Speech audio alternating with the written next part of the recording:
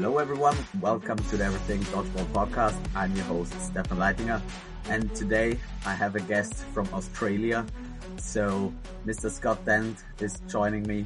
The first time that I have anyone from this continent, and I thought it might be quite interesting to see how dodgeball develops in a whole different part of the world. Very secluded dodgeball scene, but always when we meet at international meetings like the World Cup or stuff like that, World Championship, I have to say now, we were always really impressed with Australia because you bring such a different game and such a different style to the play, and always really are close to big upsets. Like we played in 2022 against you, and it was really close. And this time, Australia had a big show at the World Championship as well, almost defeating Northern Ireland. So, Scott, tell us a little bit about yourself, and then what is dodgeball in Australia like? Yeah, so I started playing back end of 2016. It was basically right before the Australian team left for the World Cup in Manchester. I think my first time playing cloth was actually playing against that men's team and just getting annihilated for about an hour straight. And then for some reason, after that, I picked it up and went on to play my first year in KL in Malaysia at the Asia Championships. Then the following year to New York, and then carried on again to Hong Kong for Asia Championships again. Then obviously we had the big break, and then, as you said, came back to face everyone at Canada for the World Championships. And then after that, continued on with Asia Championships, going to Singapore, Saudi Arabia, and Malaysia again. But yeah, So dodgeball to me, I guess. Sorry. no, sorry, keep going. I was gonna say dodgeball to me, I guess, yeah, playing for so long and trying to take it to that level and watching, yourself in England and Northern Ireland and those level that you guys play at, and then obviously Australia is trying to, I guess, catch up. Like I keep hearing on your other previous podcasts of other people talking about, like, obviously tier 1 nations and tier 2 nations, etc.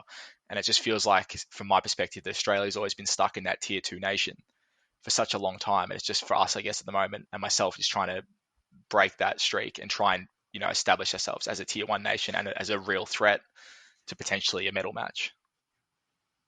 Yeah, for sure. So did you start with cloth dodgeball, or did you start with any other sort of I variation? think in Australia 90% start with foam. Yeah. There's very few players in Australia that start with cloth. I'd say it would be a very, very rare thing. I think I played foam for about, I don't know, 3 or 4 months before I picked up a cloth ball for the first time. And then I think I've played foam off and on basically my whole time playing.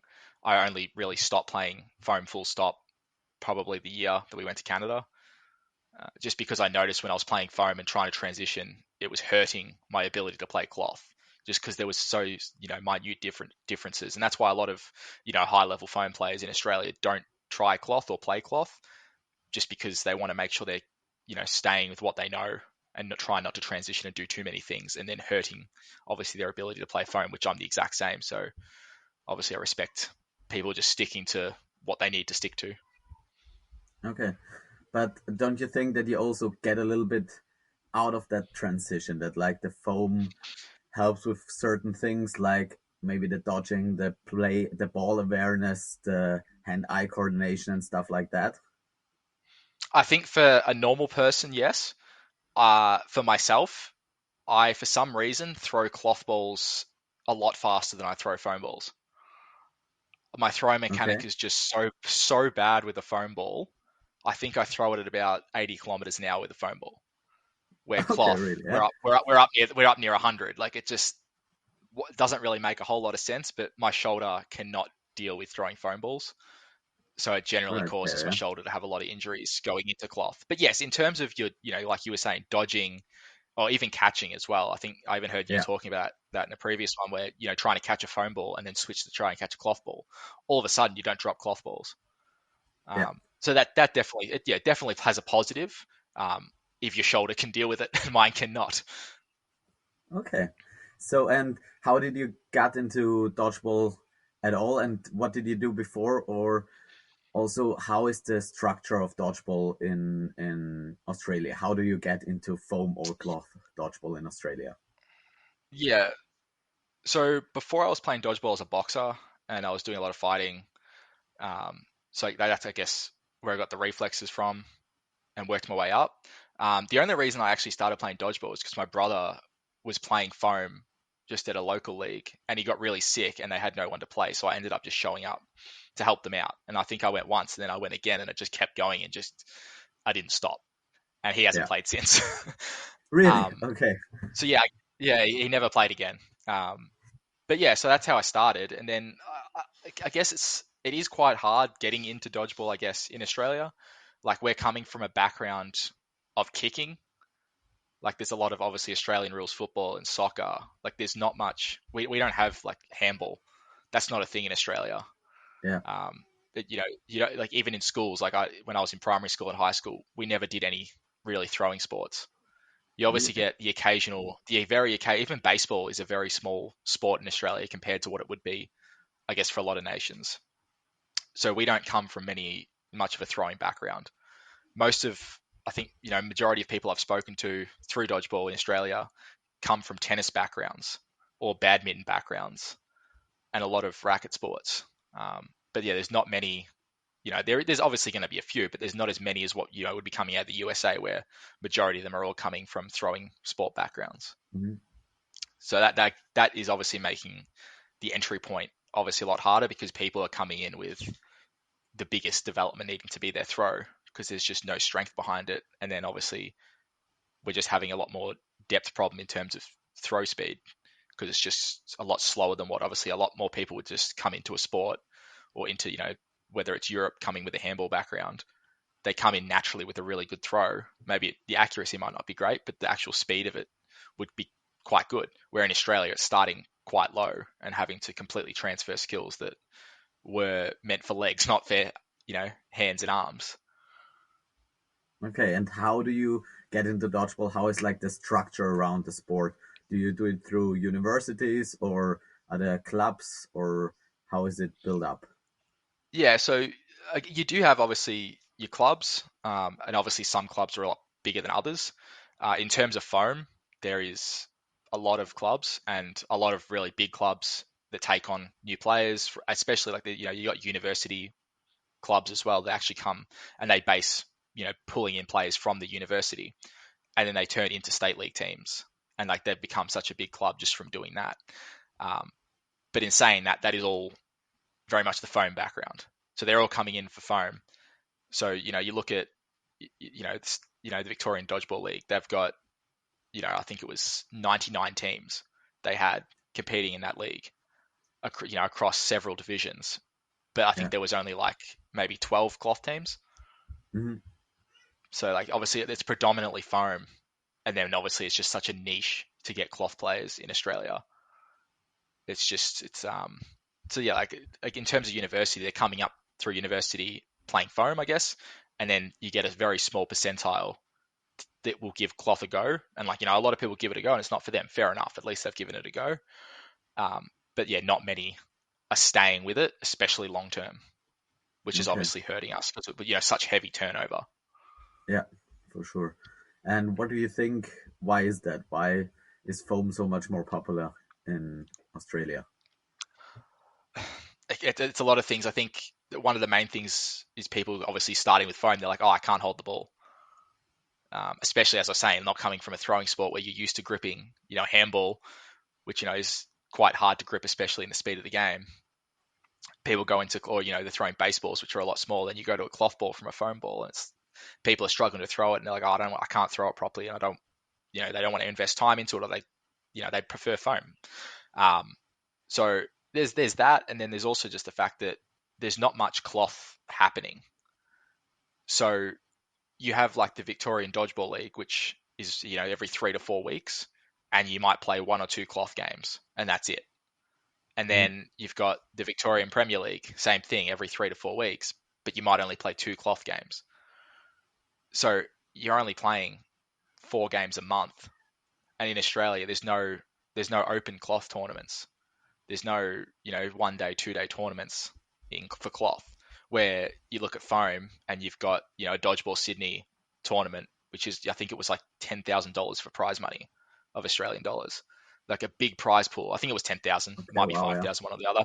Yeah, it was a big prize pool. So you got that, that's happening twice a year because they do gender divisions one time, then they do mixed, 6 months later. And then you've got the API, which prior to this year has been just foam. So you've yeah. got, three or four, 2-3 day foam tournaments consistently that are open. So anyone can put their team in, anyone can do whatever they want. There's no obviously skill restriction. It's just everyone can go and you can put teams in for fun, for competition. Where for cloth, there's just not that. You're going to like a state league for us, which would be like the equivalent of your Super League, Mhm. and you're playing teams where sometimes the score lines, 44-0, and that's majority of the time, especially for the competitive teams, that's what you're looking at. You're looking at scores of minimum 30-40-0. And then you might, 2 times a year, you might get a good team, and that's it. So it makes Okay. it hard, I guess, to keep someone in the loop and stay competitive when there isn't much competition happening. Yeah, for sure. So then why are you as good as you are?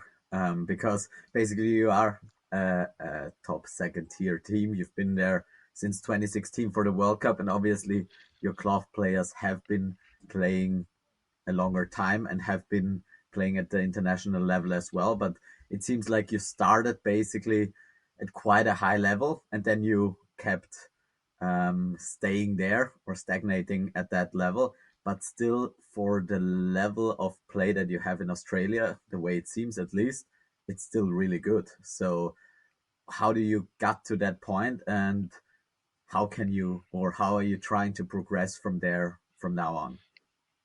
Yeah, so I think the benefit is the group of players we do have for cloth, like they put the work in, or majority of them put the work in, so they're staying at a high level. And when we do play, we're playing against each other, well, trying to frequently. Like when I first started playing cloth in 2017, 2018, when I was preparing for New York, I'd always put myself on the wing against Craig Payne. That was just, I wanted to do it because I wanted the training. It was Craig Payne and Andrew Thomason. I would Yeah. just consistently put myself against them to force myself to get better.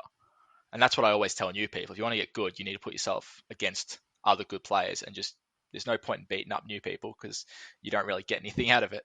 Um, so like, I think that's, I guess, how most of us have stayed good is we're consistently playing against each other and making each other get better. The problem is I think a lot of people have noticed it. We've got a really good core, 6 to 8 players that go to Worlds, and there's quite a large drop off after that. So like the Mhm. depth is really hurting us because, yeah, especially when obviously I wasn't at the World Championships in Austria this time, but when I was watching it, I was watching Australia versus the Northern Ireland men's team, and it was just the lack of rotations. I think that you could just see all the guys were so tired, and Northern Ireland was making rotations, and they were resting players, and we just we couldn't afford to do it, and that's always been a problem. Um, Even in Canada when I was there and playing, it was the issue of certain players just couldn't come off the court. Otherwise, we were just losing sets so fast. Um, so I guess developing more of a depth, and I guess one thing that has hurt us and I guess stops us from moving to that tier one nation, as we were calling it, is I don't think Australia for cloth anyway has ever actually sent the best for men's. I think someone's at least one person or two, five, whatever it is, are always sitting at home because they can't make it or Mhm. whatever. Like in 20, look at, in Canada in 2022, it was almost a completely different team to what was sent to Austria.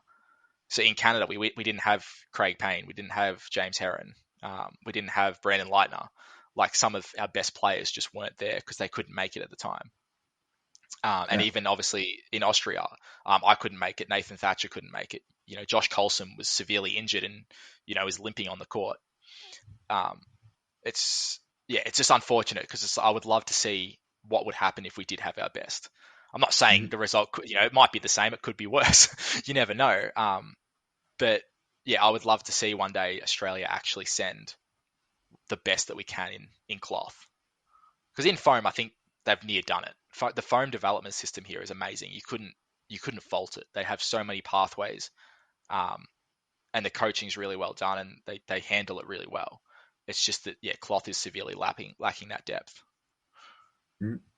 Are there two different organizations that do cloth and foam, or does it run under the same umbrella, sort of, Yeah, in so Australia?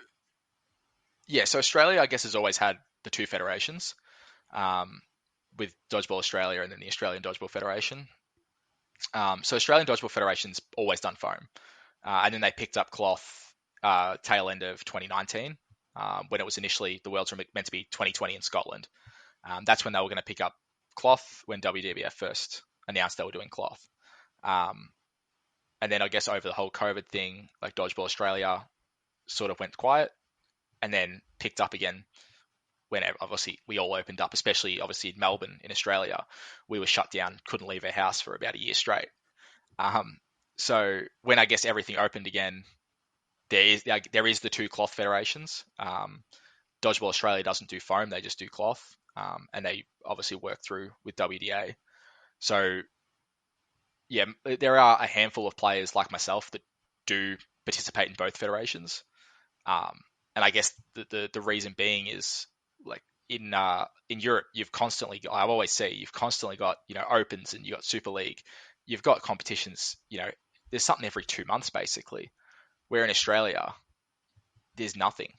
Like I said, if you only were going to commit yourself to the state level leagues in Victoria, you might get a hard game once every 6 months, which Mhm. obviously that's not going to develop any players. So that's why I do quite frequently try and send people overseas. So I'm sending my club team to Switzerland in April to Nice. compete in the Open there, just because otherwise we can't develop and we can't keep bringing in and turning over new players to try and get them up to the level, so that we obviously can build that depth and be able to do more rotations at World Championships. Mhm. Okay, so how is that in Australia with the two federations? Because obviously we've gone through that as well, and in Europe now it's basically all WDF, and a few leftovers from WDA are still there, lingering on. But yeah, in Australia it's quite different. So how is that at the moment? Tense. um, I think like there are a handful of people like myself that just don't care. Like I think it's the same as you. We just want to play dodgeball.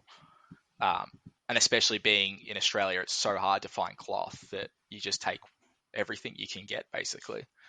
So there are a handful of players that just don't care about the federations, and obviously there's everything going on between them, and everyone wants to essentially just be the one, and that'll happen with itself. There's nothing a single player can do to fix that. Um, and at the end of the day, we need to obviously do what's best for us as well. So like for myself, I play both because I want to. I want to be able to actually play cloth dodgeball. Um, but yeah, I guess there are obviously people that prefer to not have two federations, and the bit of bitterness I guess between them. But at the moment anyway, to me personally, I think it works. I haven't seen any major issues with having the two federations, especially at the moment. They seem to be working together quite well, um, and sorting out, to not overlap dates so that, it does maximize players to be able to play both. And because at the end of the day, like, I think really the goal should be Australia becoming a really good nation and becoming a top tier nation for cloth. And the only way that happens is if we get more active, which is only, if one federation can't put on enough competition to make that happen, then you've got to go to both. So it is working as well as it can. I think obviously ultimately at a world level and a national level, we have to get to one body. That's just the way it's going to have to be, especially if they want to get it to the Olympic level, which I'm sure is what everyone wants. Um, but I think at the moment it's as good as it can be.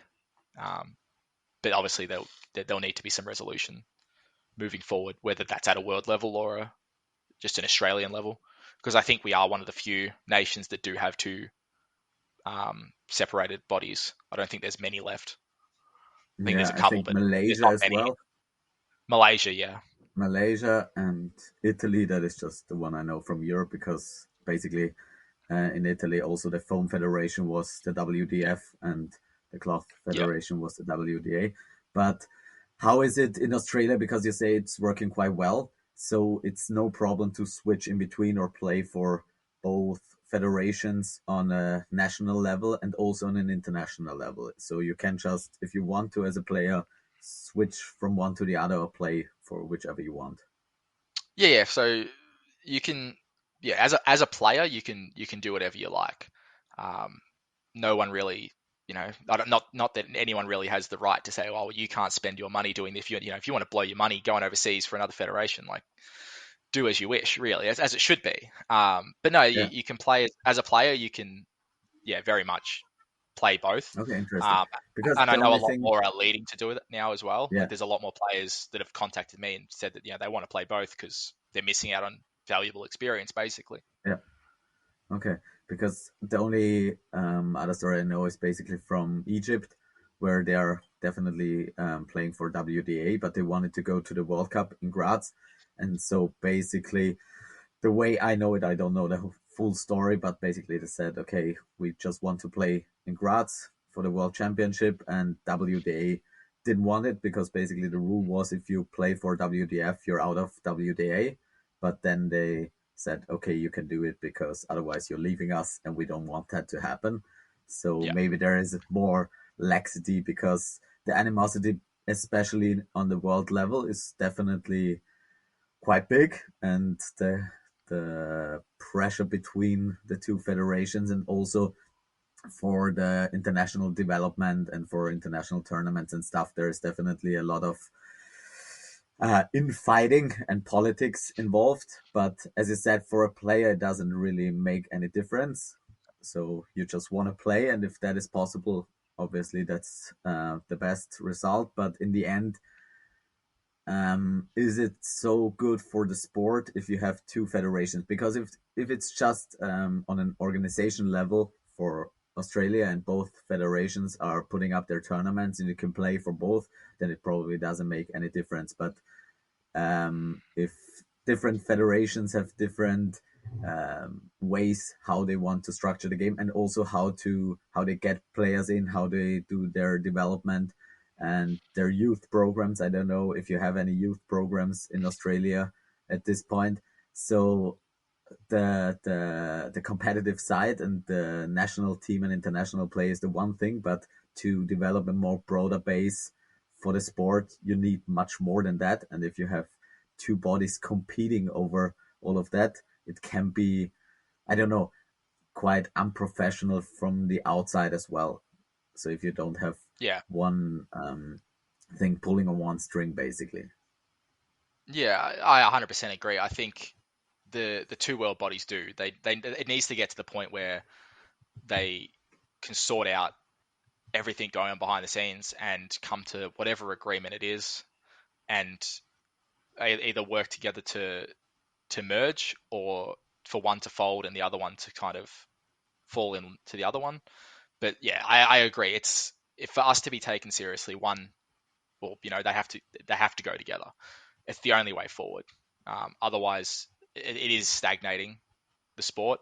And whether that's WDBF obviously have a quite a large amount of players and nations comparatively, but yeah, I guess there's benefits and pros and cons to either from the Australian side anyway, because you look at like from us from an Australian perspective at a world level, we only have the World Championships, so we have to wait 2 years, I guess, to compete internationally from a WDBF side.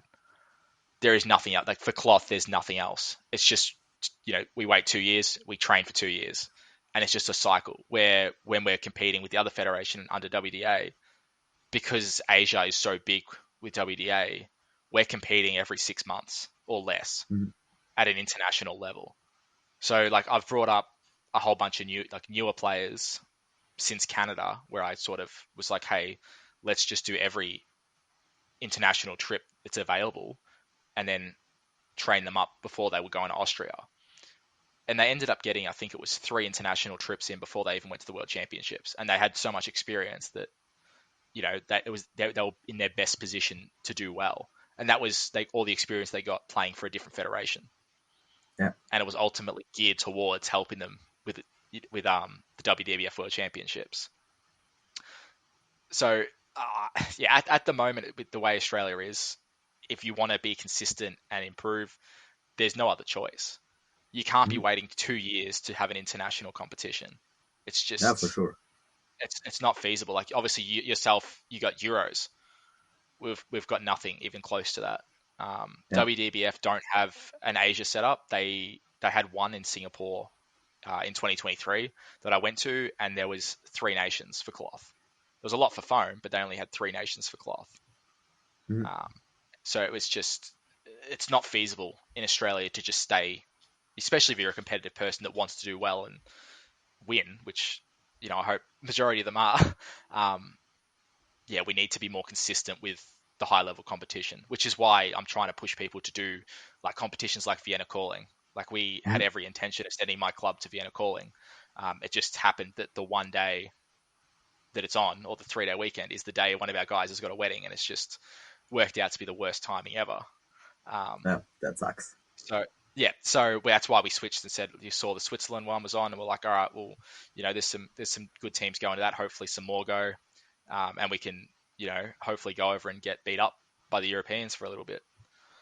Is basically the mindset, and then obviously moving forward, I've already got a team together to go to Vienna Calling next year, just as a long Yeah, term plan. awesome. Because yeah, That is awesome.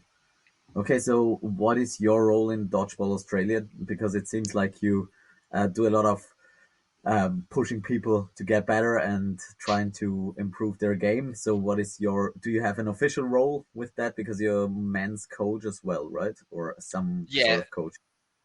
yeah. So long story short, I was the head coach of the Australian Dodgeball Federation that went to Canada. Mhm. I head coached that team, and then I think it was about 6 weeks out, one of our players tore his MCL, and he was one of our core players, and we weren't too sure what to do.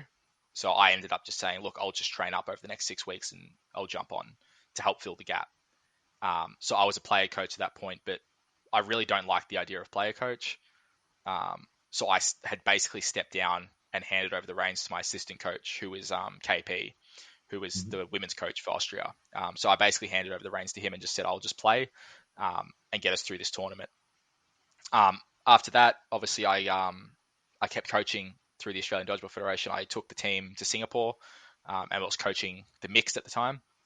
Um, and then I think would have been about 4 or 5 months later, I found out my wife was pregnant, and the dates lined up in the worst way possible in terms of World Championships. And I realized I probably wasn't going to be able to go because my daughter was born in April, and I was like, it's a very short turnaround to expect me to go to Austria in August, and I couldn't just be like, oh, I'm leaving for 2 3 weeks to go to Austria, have fun with Yeah, the 3 month old.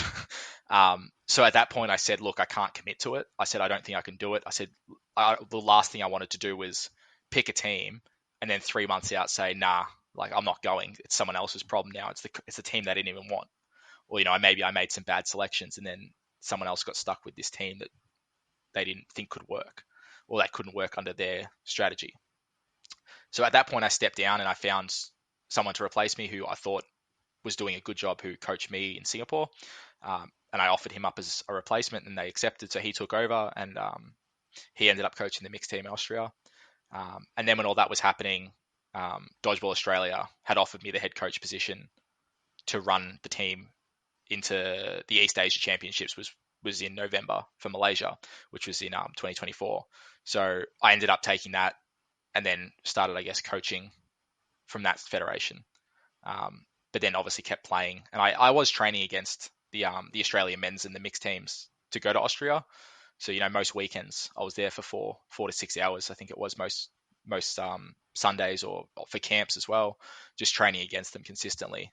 Um, so I very much do want to be involved in both federations and hopefully play for the World Championships and World Cup basically. And I guess the end goal would be to try and just win both. Obviously, fair enough. it's a hard ask, but if you win both, then it's sort of like, all right, well, there's So no you're coming question from a about it. boxing background, so you try to unite the belts, basically. Exactly, pretty Okay, much. so you're used Like to different federations. yeah, pretty much. Yeah, Like you can't win the World Cup and say, oh, we're the best team in the world, and then you've got Europe on the other side not even playing in the tournament, or you can't, win. For me anyway, I couldn't mentally do it. Play in the WDBF World Championships knowing Malaysia's not involved, when Malaysia is such, as you know, is such a strong competitor and strong contender for medals. Um, yeah, it would be nice, obviously, one day to get all those nations together and all the teams playing against each other. yeah, absolutely. Yeah, I think that's for the future to decide and to see where this Well, yeah, develops. But obviously, I get it from an Australian standpoint that you just have to take what's offered to you because otherwise you're just gonna fall off. So on that point, um, how is because you said dodgeball is basically through universities and then moving into clubs. Do you have any plans on youth development, or is there anything happening in foam or cloth at the moment? yeah. So I think a lot of the foam, like there are university. I think most universities in Melbourne anyway do have dodgeball clubs, and they do have pathways for foam. Um, So we get the occasional player where we try and steal them, and Yeah. try and get them to give cloth a go. And like there was one university that really did give cloth a go this year, um, and me and one of my mates saw potential in someone, and we've asked him to come and train with us, and we'll give him a crack and really try and train him up, and he was keen for it. Um, but again, that's one out of a team of 16 or something. It's just a very small percentage that we're still getting. But yeah, so you got universities for foam. There's nothing for cloth. There's nothing under university level. Um, Through Dodgeball Australia, we are trying to branch out and get into high schools at the moment. So we've got a few contacts in high schools just trying to develop a youth program, because there's never been a Mhm. youth program in Australia for foam or cloth. And then obviously under WDA, you've got the under 21s divisions, you've got the under 16s division at the at a World Cup level. So we are trying to get that, because you see countries like Saudi Arabia and their under 16s and under 21s teams, they're scary. It'd be similar to like the pathways that you have in Austria. Like you've got under 21s teams who would almost beat men's teams from other nations because they're already so developed. And Saudi Arabia is one of those that it's quite scary seeing, for how new they are to dodgeball, to how quickly they're developing is quite terrifying. Okay, Because they're going to that be is a power, awesome. Yeah. they're going to be a powerhouse. It's similar to Japan. Obviously, Japan's got such a big player base from one ball, and Yeah. they're just constantly turning people over to play five ball, and they've just already got those basic skills of throwing, catching, everything. Yeah, for sure. Okay, so another part that is interesting to me is like how do you afford your plans basically bringing people to Europe and all the tournaments? How does Dodgeball Australia or how do you guys personally afford that? Is that all paid out of your pockets or do you have some sort of money pool where you can do that Uh, stuff? I wish. um, no, Okay, so it's like everything's everywhere. every yeah, everyone is player funded. Yeah, No one, no one gets paid. Um, Basically, the occasional coach or staff member might get some money subsidized and given to them as a helping hand or something, but I don't think anyone, as far as I know, in Australia has ever actually been paid to go or had much covered, if anything. Um, it is, yeah, it's all player funded, which means, yeah, going to tournaments. Like I've noticed, like when people went to Austria or when they go to any tournament, really, they do these big extravagant trips where it's like four to yeah, six weeks. And then obviously I get the same question all the time: how do you afford to always go to tournaments? And it's like, when I went to Malaysia, I landed 2 days before the tournament started. I left the day after. When I went to Singapore, I landed the day before and left the day after. Like I don't stay for long. I just get in and yeah, out and focus. I don't care about traveling. If it wasn't for dodgeball, I never would have gone overseas. I just want to play. So I'll go in yeah, and leave. And I usually tell my guys to do the same thing. Obviously, if they want to travel, travel. Like when we go to Switzerland, a few of them are traveling afterwards. Do as you wish. But I guess my goal is always just get in and out as fast as humanly possible to save more money so I can spend it on the next one. Mhm. But otherwise it's just we work, we work and then Yeah, save the fair money enough. and put it like some people, like some clubs do fundraisers, but obviously fundraising a whole team is hard Yeah, when there's so many players. But yeah, otherwise it's just savings account takes a hit. But you've got a brief 10-year period where your body can deal with playing a sport like this, so you might as well make it worth it. yeah. All right. How old are you, Scotty? I'm 27. 27. So Okay. I started playing dodgeball when I was 17. Okay. So your So my first 10-year national team was, window, yeah, it's over. it's over. You're done now. So that's Yeah. why you went into coaching. I initially went into coaching because my mindset was always I was such a high competitive player, and like I always got so frustrated when other people didn't have that same level. So at the time, my theory was, oh, well, I'll try and give coaching a crack and see if I can motivate players and help build up players to that same level and get, build the depth. And maybe if I don't play for the year or the 2 years or whatever it was, that would happen. And yeah, I think it did to a point, but then it was such a heavy turnover that, especially during the COVID period, that it kind of just didn't work. Mhm. And then I started playing again, and I realized I'd made a mistake because I'm like, me playing is actually having a better impact on other players than what it is coaching, because I can see so much more if I'm playing in front of you, for example. I can see your movement. I can see, if it's a new player, I can see what they're doing wrong. I can see when they're exposing themselves. Whereas a coach, like obviously you got a more broad aspect of the court, but in terms of an individual player, it's a lot easier to see what they're doing wrong when you're the one hitting them. Yeah. Or if they're throwing balls at your chest, it's like, all right, well, stop doing that. Whereas a coach, it's you don't always see those small details Yeah, that's that definitely you would those see on two court. perspectives are quite helpful and help each other. As you said, like individually, it's really good to play against people and really feel out what their capabilities are and where their issues and limitations are. And as a coach, you get more of the tactical side and more of the overview. So how do you coach in Australia? Because you're so secluded and always play against the same people, basically. How do you evolve your tactics? How do you get to your style of playing? Yeah, so I guess Australia, like you said, it almost seemed like back, Manchester or even New York, it was almost like we were playing 2 years behind schedule on the strategy. Like we were so far behind in terms of strategy, and then when it came to Canada, I basically I ripped up the playbook basically and just wrote something completely new and said, we're going to try this. We're going to work hard on it and just completely, forget everything you've been taught, because we're going to do something different. Um, and a lot of people look at it and go, oh, your men's team came fifth. It's like, yeah, cool. My men's team came fifth with, I think it was 2 returning players that had ever played cloth before, or from the previous years. Yeah, So to me, that men's team was extremely successful because we brought in a new strategy, and we knew we were never going to beat Great Britain. We knew we were never going to beat Austria. But our whole game plan was, all right, let's just make them scared. Let's make them actually think we're coming. And we played Great Britain in the men's division right before we played you. yeah, And at half time, I think it was either a draw or we're up by a set against Great Britain.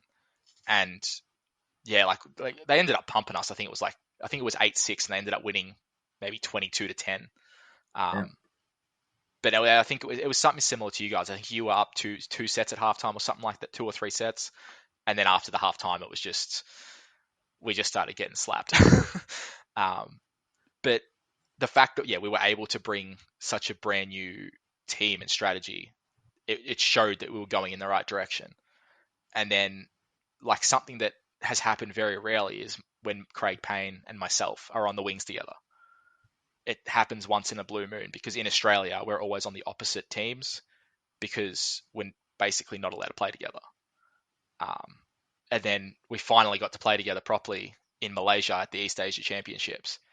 And it was just so nice having such a powerhouse on the other wing, where I was just never worried about what was coming, because that trust you have as you would have with your wing as well, where it was just such a strong force that nothing was ever getting crossed in front of me because everyone was so scared of his throw. And we were Yeah. able to adapt my strategy from Canada with his strategy, and we sort of made like a weird mesh of the two. And that team ended up, we didn't lose a game. Like we were beating, I think we beat Hong Kong, who initially won the Asia Men's Championships. We beat them like 30-0. It was Really? just a Okay. complete wipe. And we'd made, I guess, this weird mesh of a strategy that just worked really well for us. And I guess one thing that he told me, I think Craig told me a long time ago, was just because the strategy's working doesn't mean it's wrong. It could be the players that aren't doing it properly. And it's always like, like you can't just have a strategy and force it down people's throat, especially when people have got such different skills. Um, like, not sure what you think of it, but as Australia, I always think of Australia as a heavy catch team. Like we've always been a very heavy catch orientated team Yeah. where we haven't really got that much firepower. Obviously, we've got players like Craig or Des or Brandon who have got big throws, but as a more of a well-rounded base, I would say we're a bit more heavily dominated in terms of catching. So I guess setting up strategies that revolve around setting up those plays, or setting up a player to basically play their strengths. So if you've got someone that's a really good striker, using that to their advantage, or if you've got someone that's a good wing that can play a really good counter-heavy game, set them up for success. Don't put them into a position where they have to play something that does not work to their skills. For like example, if someone wanted me to throw a solo at one of the best catchers in the world, like I'm just going to walk off the court because it's not going to happen. Like, if you're looking at a starting lineup, I do not have the strongest throw. Yeah. That is not where my strength lies. But if you've got Brandon there, you just let him, you know, throw his 100, whatever it is, 105k an hour throw down the line. And that's going to be a lot better of a success rate than what mine is. My measly 90k an hour. um, so I guess that's my main philosophy. And I think, I'd like to think it's the main philosophy that Australia is building at the moment, is that we want to focus on building players and focusing on their strengths, obviously training their weaknesses as well. But when it comes to those big moments, like utilizing each player for what they do best. Mhm. And I guess manipulating a strategy around, making sure that each player can perform at their best, not putting someone into a place basically to fail. Okay. Yeah, that's quite interesting because I played against Craig in 2018. I think at the World Cup, I think we played in the mixed bronze Yeah, medal match. bronze medal That match. was, Yeah, yeah, back then. I can remember that quite dimly, but I can remember that mashup. That was a really fun game, and I think I still have a shirt of him in this draw. So that was like really fun. I always like those individual head up heads up matches in a game as well. And Greg was someone who really brought it, and he has so much aggression and so much movement and so much pressure, which was something I enjoyed back then. But as a whole nation, I always thought of Australia, and I've only played them, I think, in 3 times overall, 2 or 3 times. But it always seemed like, as you said, very catching dominant, but also a lot of movement and then a lot of aggression just down the wings, just running people down, and not the biggest of arms, but so much commitment and aggression from both sides that it was always really hard to get a measure on that and then adapt your strategies. And so like Northern Ireland and like Great Britain, like us, we all struggled in the first half because that was something, it's not something that we don't do, but that we don't do at that level and commitment and consistency. So we sometimes run down players, we sometimes rely on singles, and we try to mix it up.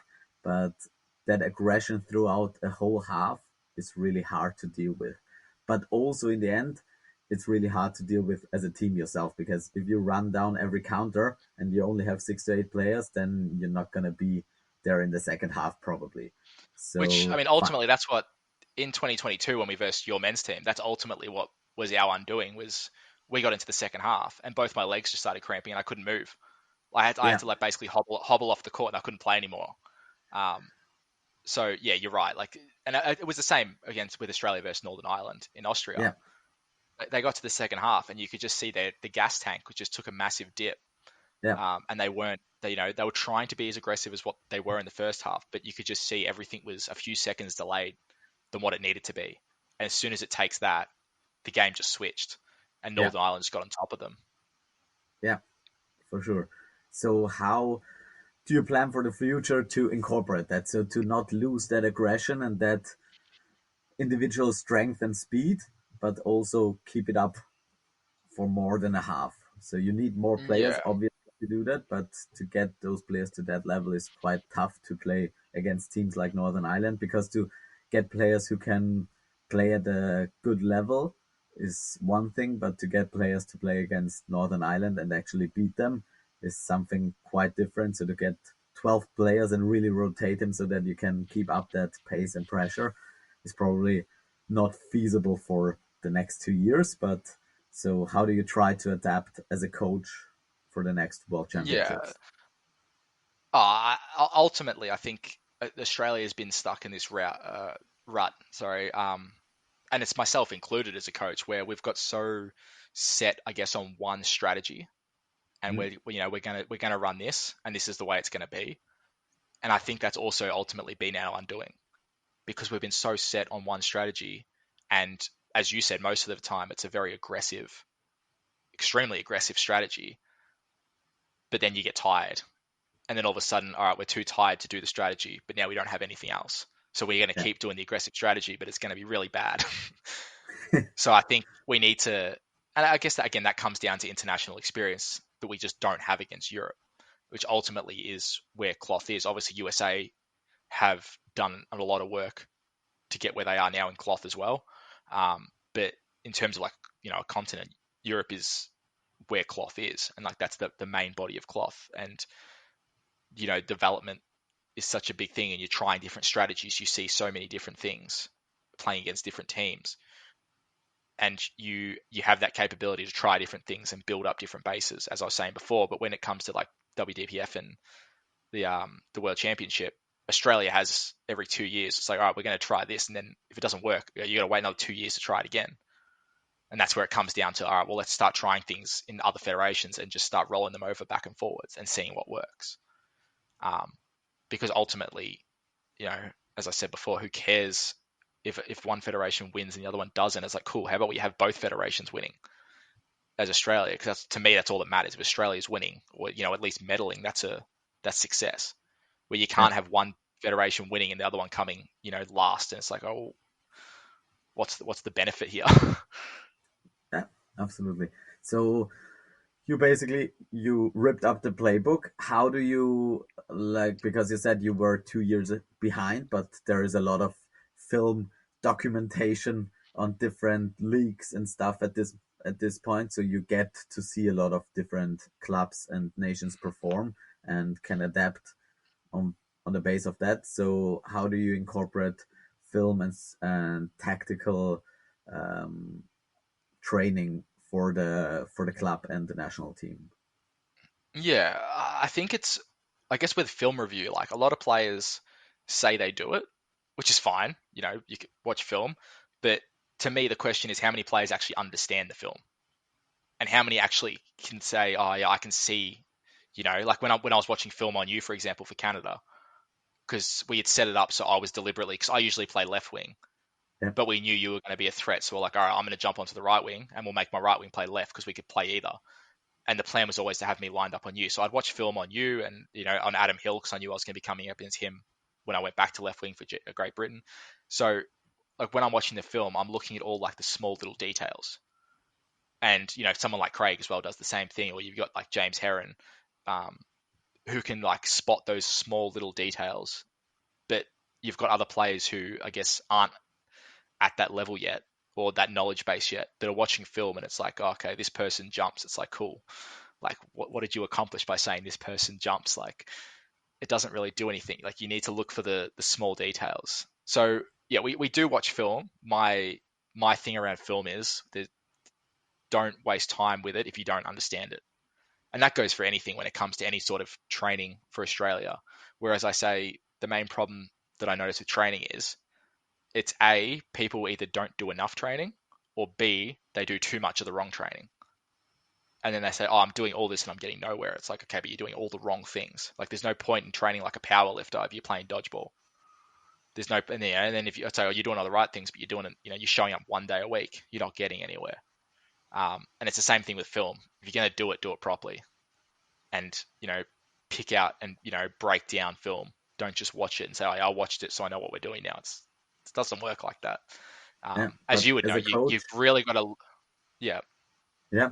Now, so as a coach, how do you do it for Australia? So because that's on an individual basis, obviously it's not for everyone, and not everyone understands it to the same level.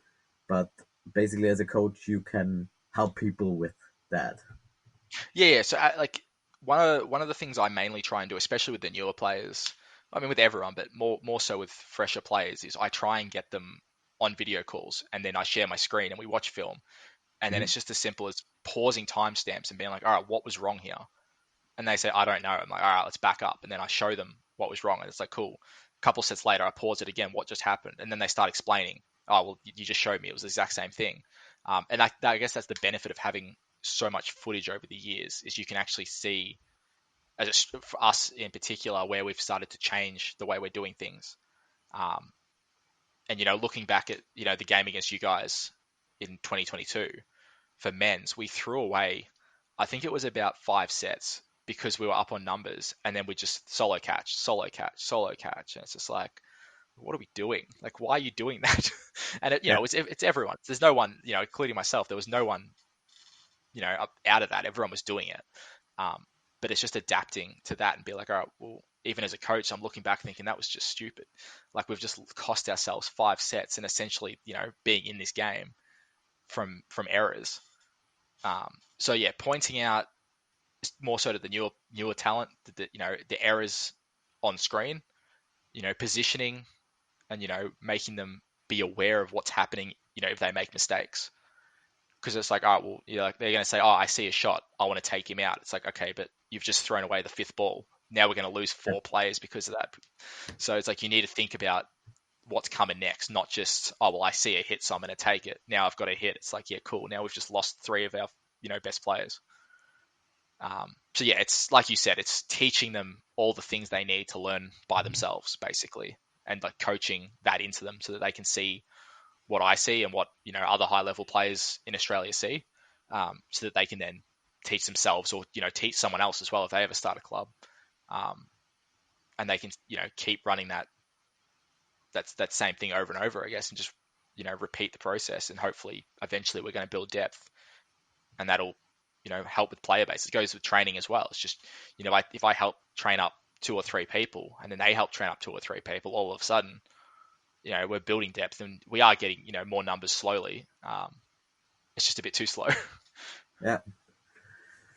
Yeah, I think for us it really helped to start a little bit investing into youth programs, and also the structures are so different everywhere, and in Austria it's not through universities, so it's only club based, and we don't have that university system as it is in a lot of other nations, which has its positive sides but also its darker sides, because basically what you get is a lot of players in that age group from 18 to 22, I'd say, where they start at university, which is really good and which is something we're not quite getting. That's where it started for us. It started at university, the whole dodgeball scene, but then it moved away from there and it went to friends and stuff like that. But now we got more into schools and got more younger players, and it's starting to get the first like results where our players who started a few years ago are now turning 16 or 17, and they have been Mm, playing dodgeball for few years, and really started off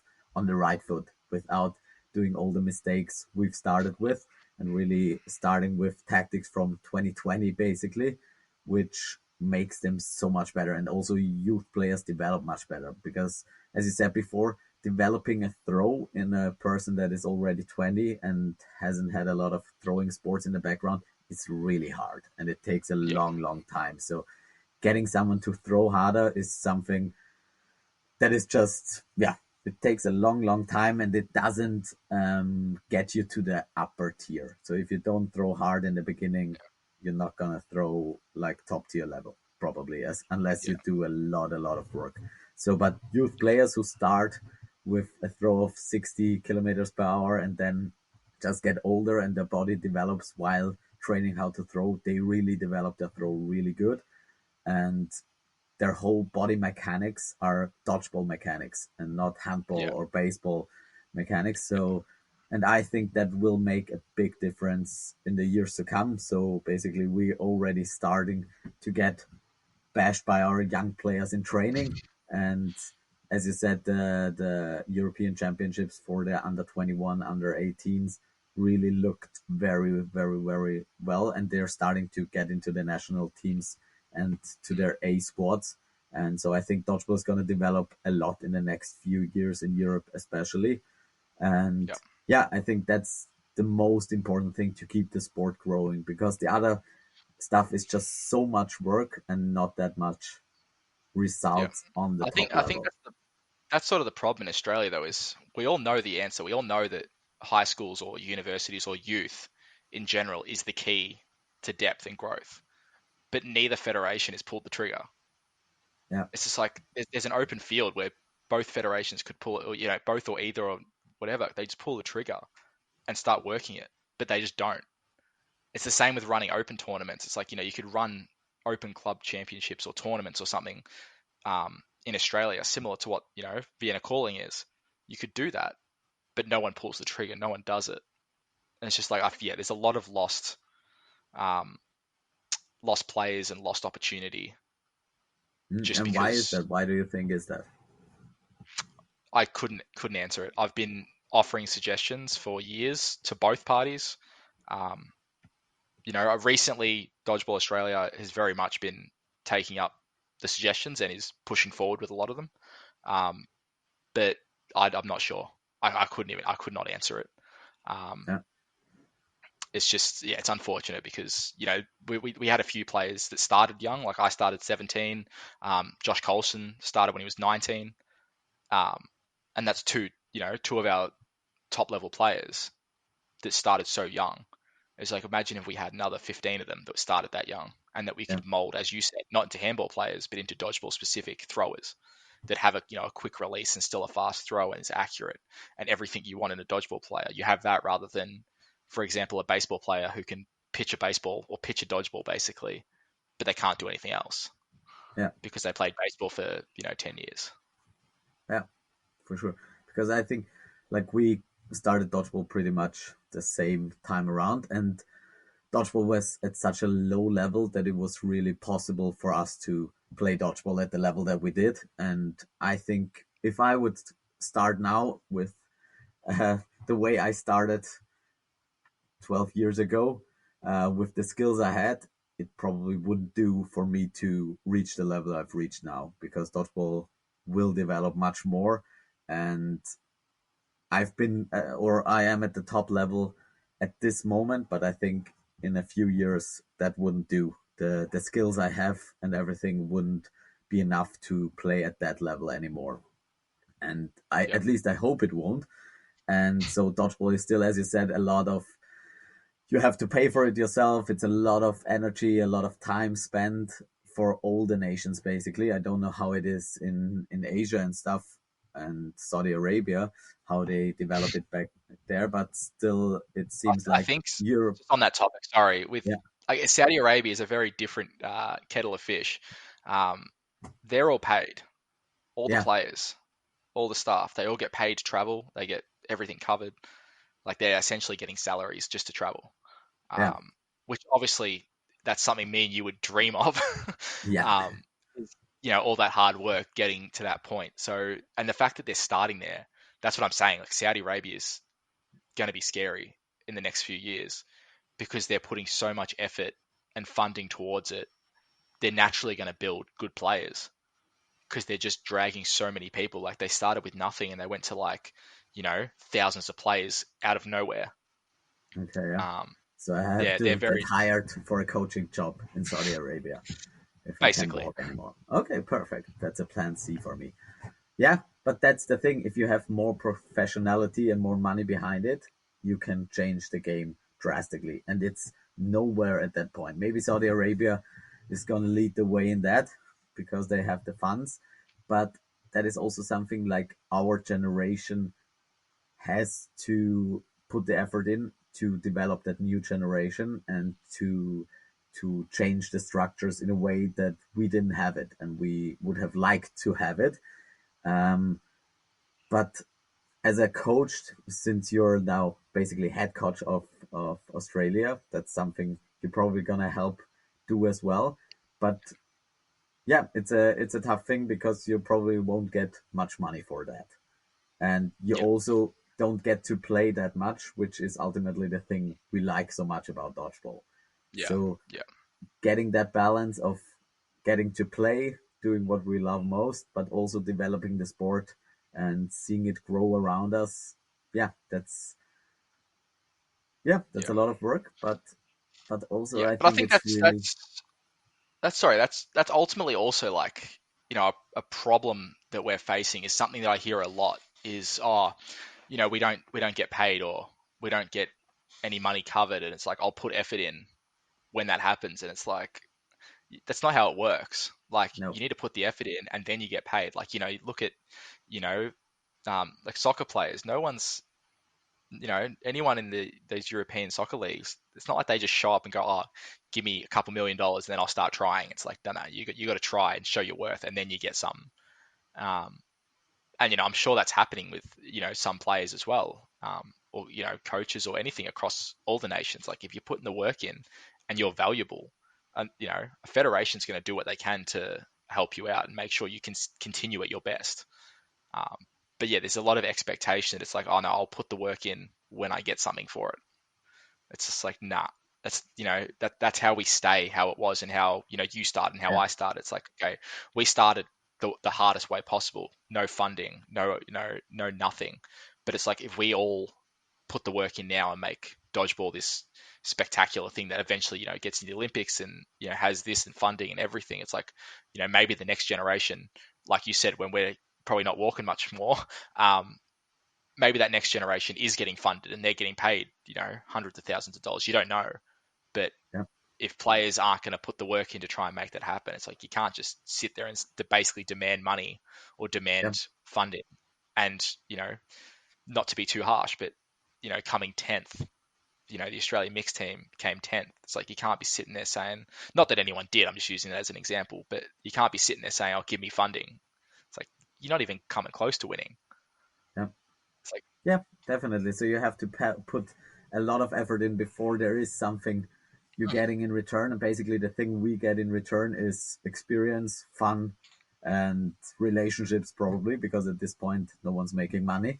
So, and also like the promise of anything else isn't there yet. But hmm, probably in the future, it might be there, but it still needs a lot of work and effort until we get to somewhere close to that point, and it's gonna take more effort in the future to get to the same place where you still don't get any funds and money probably as well. So I'd say we started at quite a fortunate point where dodgeball was so young that it didn't take too much effort to get to quite a good level, and then hmm, it started to develop, and now it takes much more effort to get to that level and to get yeah, those rewards that we personally like, which is just having fun and winning stuff. So basically that competitive drive where you go across Europe and drive to Singapore, or fly to Singapore and back on your own budget just to get those experiences and play and compete.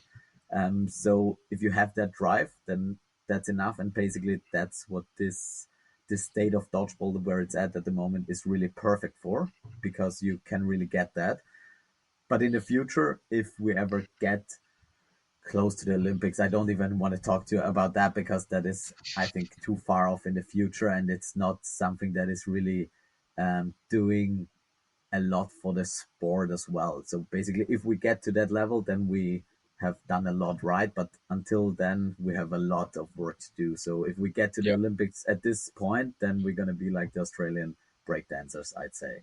So we still need a lot more development before we yeah, can perform at that stage. Because you yeah, could see at the World Championships, there is a lot of high level dodgeballs and if dodgeball, and if you just put the finals in in front of a TV and put them to the Olympics, the sport would be fine. But if you have group plays which go 40-0, then that's not something we want Yeah, to see at this point in the Olympics. So I still we have a lot of work to do as a whole community and all the nations to develop that base and that basic level of dodgeball before we can think further than that. And until then, it's going to be a lot of hard work and a lot of personal investment. And yeah, yeah, and I think that's also a really pure thing in the sport where you do it because of the sport, because of the community, because of yeah, the competitiveness, and not because you get money. And yeah, which makes the whole process much different and the whole motivation different, and also the sportsmanship and everything changes it so drastically. And all the dog fights we have between the yeah, um, two federations, if there is money involved as well, it's going to be much worse yeah. probably. It'd be much, So much, much worse. yeah, so basically we Yeah, have the purest basis to develop a sport for the right reasons, and we yeah, need to use that time and space before money and stuff gets thrown into it. That's at least how yeah, I think about it. yeah. I agree. So we'll see how Saudi Arabia does it, and maybe in 2 years I'll be their head coach. But until then, I'm gonna try to train a little more and win a few things myself and get zero money for it, because Yeah, that's what I really enjoy. bragging rights. So It's just bragging rights. yeah, and in this little bubble where no one cares outside of it, but it's bragging rights to a few people, to a small percentage of the world. You have some bragging rights, and apart from that, you don't have anything to show for it. But And that's all I that think matters. that Is is, that small group. yeah, absolutely. So last point is because you mentioned it, training for dodgeball, and there is a right way and a wrong way, and that's going to be my next podcast as well with Andrew Ketchum. So I just wanted to get your opinion on that as well. So how do you think good training for dodgeball on and off the court should look? I mean, it's to me, it's a personal thing. Like, it's what do you need to fix to become a better player? Whether that's lateral movement, or just power in general. But I think the one thing I'm seeing a lot is people think, oh, if I play more dodgeball, I'll get better at dodgeball. And it's just like, you'll have a better understanding of dodgeball, but playing more dodgeball doesn't mean you're going to get more powerful. It doesn't mean you're going to get a stronger throw. It doesn't mean you're going to have greater, injury prevention. So, to me, it's about training the right way. It's like there's no point in going to the gym and training like a bodybuilder, which is what some people do because they think, oh, I'm training, so I'm doing the right thing. It's like, well, yeah, you're halfway there, but you're training the complete wrong things. Like, what's the point in doing bicep curls over and over again? It's not going to make you a better player. Ah, Um, definitely. It's gonna make you a more aesthetically pleasing player, which is so important in this bubble. uh, yes, the small bubble. Um, but yeah, that's the main thing to me is just making sure people are training the right areas and not wasting time and energy in things that really aren't helping. And I think I saw on your story, I think it was Ketchum actually that commented on it. I think he said it depends on what you're training for. And it's Yeah, 100%. That's 100% what I think as well. Is it depends on what you're training for. Like if you're a wing, you need to train a lot differently, in my opinion, anyway, to how a center player would train. Um, just because the role on court is different, and you need to train different things. So, in my opinion, like on a wing, I'm training a lot more foot speed, as you said, because we're playing such an aggressive rushback game. I'm training a lot of foot speed and a lot of quick release and rotation work, and then obviously just injury prevention and shoulder conditioning to make sure my shoulder doesn't blow up. Um, but I think that's the main point is just making sure you actually what you're training has a purpose and training with purpose, not mhm. just training for the sake of training. Yeah, I think that's a good point because yeah, the specificity of everything. So you can play a Yes. lot of dodgeball, you can train a lot of dodgeball, you can train in the gym, but I think the intent is really important. So if I Yeah, go into 100%. training and I do an exercise, I can just do the drill, or I can think about what I want to get out of this drill or what I want to get out of this training session today, and then really try and focusing on that. And yeah, Yep. that's also something I really try to instill in my players, that we don't train the things that we're already good at. Because most players, if I do a drill, they're just going to default to the things they really like to do. If they're catchers, they're going to go for catches. And if they like to throw, then they're going to get themselves into those positions. But really understanding your limitations and trying to work on them and implementing them into your game. I'm not ever going to Yeah. be a great catcher, but I need to fill in those weaknesses that they don't Yeah. hurt me on the field. And Yeah. that's probably the main, like, the main story behind that. Really try to train intentionally, whether it's in the gym or in a dodgeball session. Try to figure out where you're at as a player, try to figure out where you're lacking, and then Yeah. find a ways to slowly compound on those little things and improve them. And then you're Yeah, going and to have I think success. that goes for me anyway with footage review as well. Yeah, So, like, I know you mentioned in a previous podcast that you always watch the games you win, or you prefer to watch the games you win, and you I struggle just to win watch every games. game. And so if I watch a game, I won it.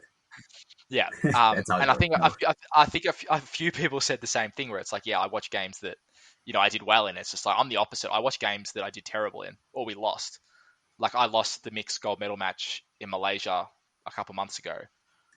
I've watched that game more than anything else because I'm trying to figure out what we did wrong and what I did wrong to lose that game.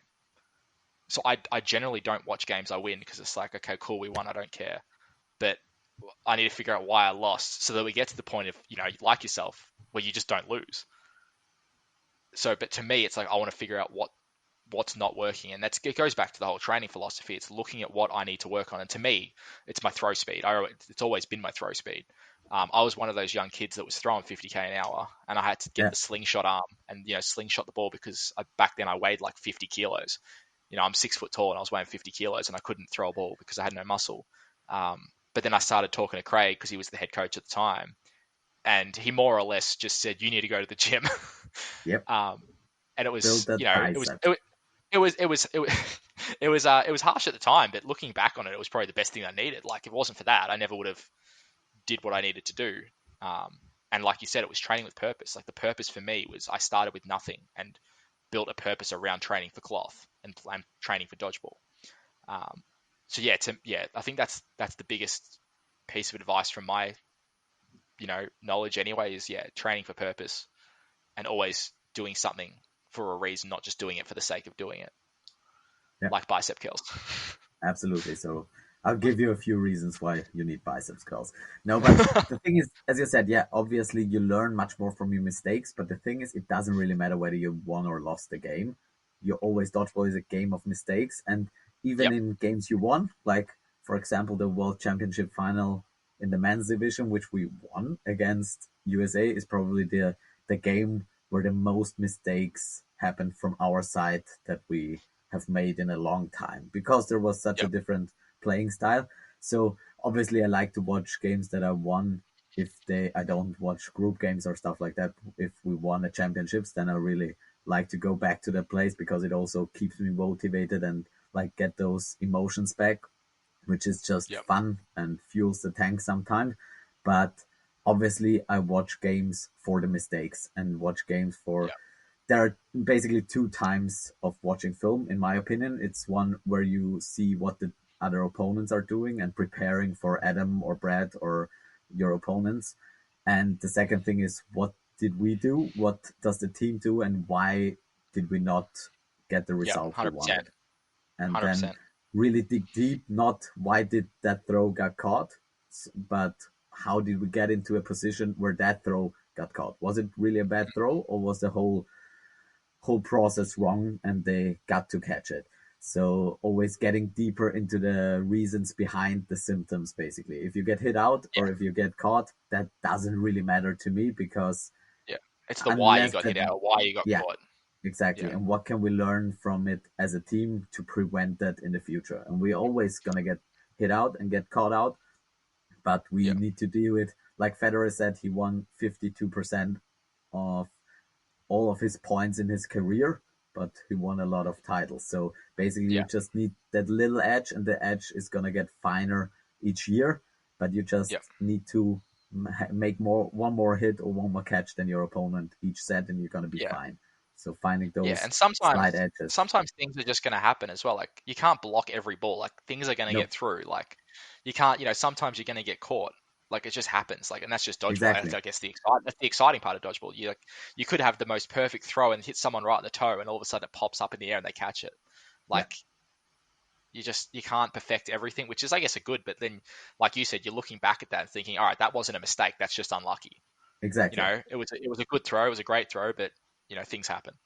Yeah. So that's wrong outcome, right decision. So we don't judge the decisions based on the outcome, but other. So you have to balance it over a game, over a tournament. But if the decisions are right and if the playing strategy is right, it's gonna be fine. And if you find opponents that are just better than you at this point and make fewer mistakes, then heads off to them and you go Yeah, back to learning more. pretty much.